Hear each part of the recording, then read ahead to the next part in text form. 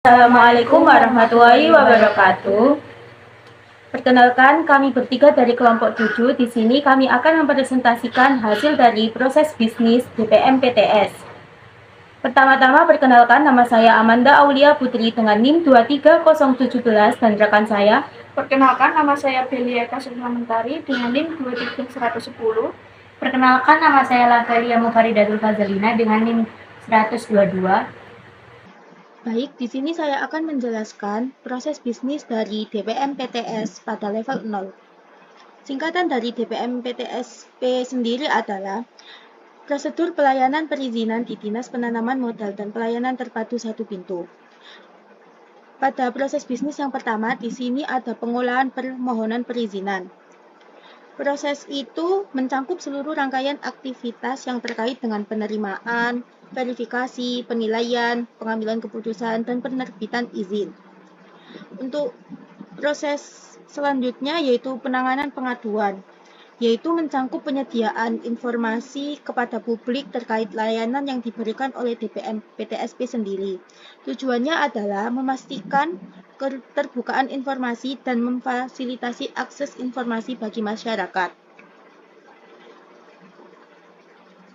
Untuk selanjutnya, pengolahan sumber daya manusia. Proses ini mencakup seluruh aktivitas yang berkaitan dengan manajemen sumber daya manusia DPM PTSP. Untuk selanjutnya, pengolahan keuangan. Proses ini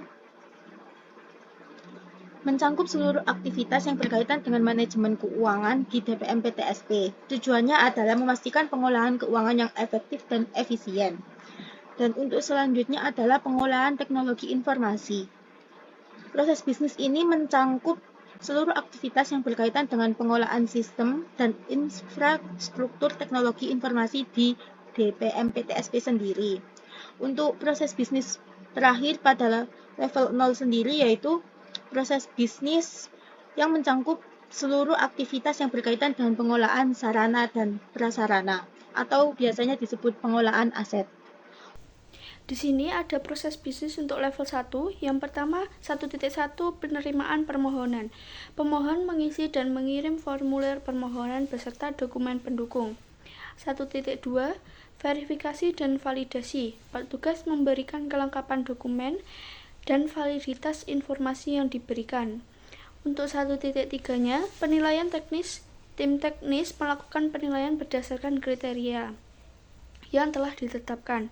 Lalu untuk 1.4, penerbitan izin. Penerbitan izin dilakukan setelah permohonan disetujui oleh pihak yang berwenang.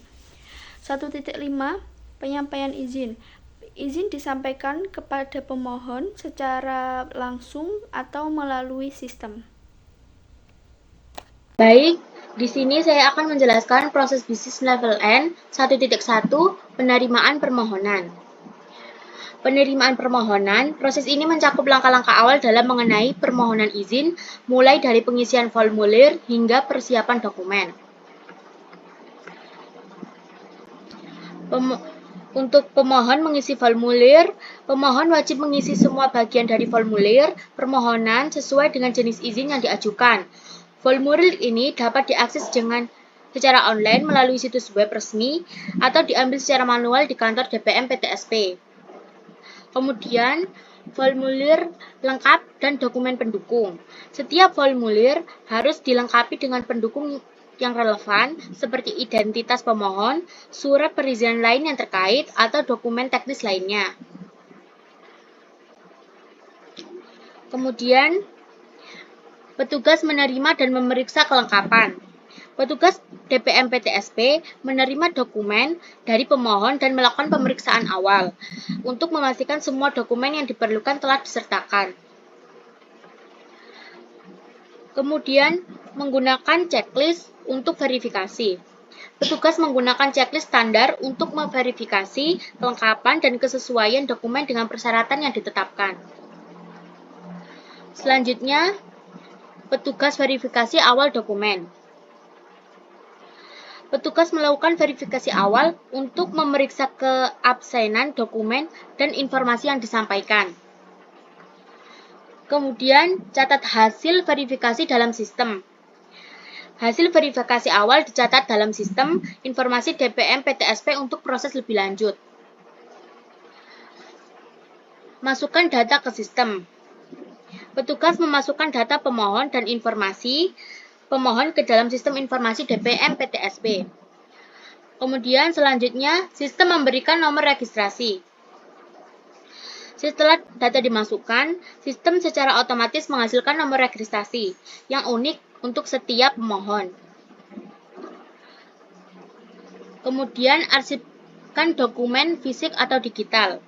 Semua dokumen yang berkaitan dengan permohonan diarsipkan sesuai dengan prosedur yang telah ditetapkan. Ini bisa dilakukan dalam bentuk fisik hard copy atau digital soft copy. Kemudian selanjutnya, ikuti standar keamanan informasi.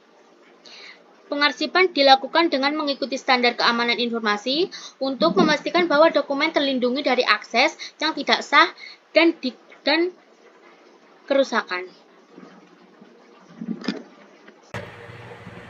Sekian presentasi dari kami. Bila ada salah kata, kami mohon maaf. Wassalamualaikum warahmatullahi wabarakatuh.